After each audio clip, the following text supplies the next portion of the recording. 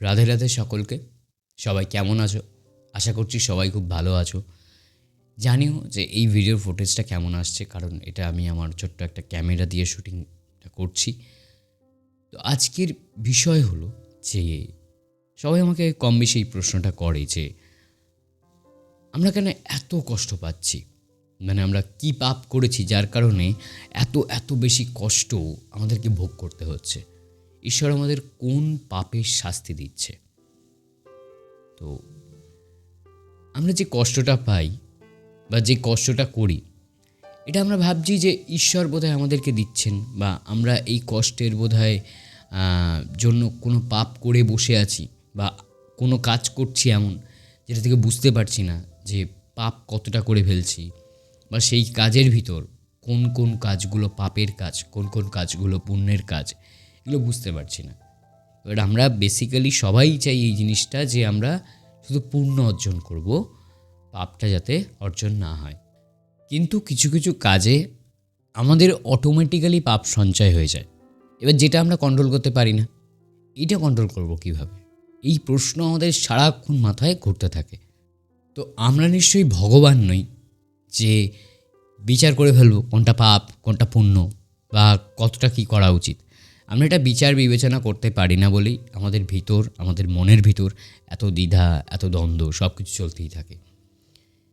তো এটুকু বলবো, দেখো যে আমাদের বাবা মা যখন আমাদেরকে কোনো টাস্ক দেন বা কোনো কাজ দেন, সেই কাজের ভিতর অনেক অবস্টেকলস আসে, অনেক সমস্যা আসে। এবার সেই সমস্যাগুলো কতটা মেজর সেটা কি আমরা বাবা মাকে সবসময় বলতে চাই না, বা বাবা মাকে দোষী ঠাওর করতে চাই না। কিন্তু সেই কাজে কিছু সমস্যা থাকে এবং সমস্যা আছে, ডেফিনেটলি আছে।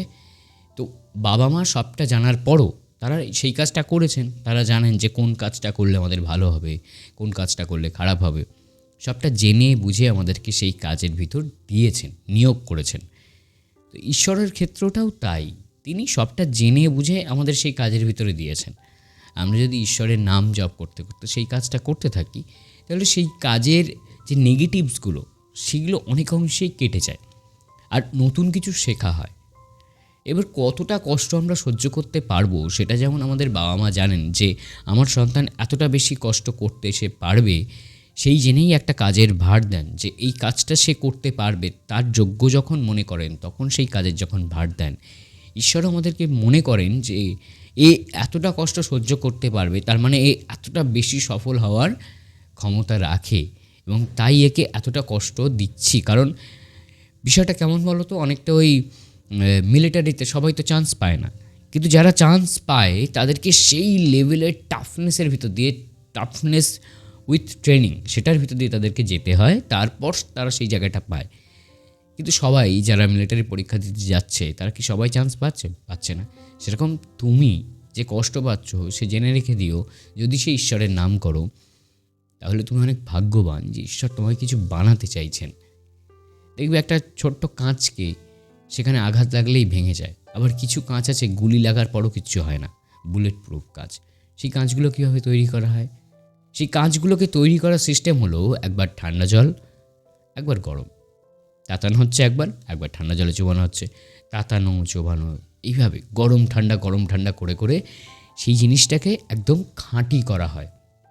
অনেকে বলতেই পারো যে হ্যাঁ, অনেকেই তো বলে যে সোনাকে গয়না হতে গেলে তাকে পুড়তে হয়, কিন্তু আর কতই বা পুড়ব?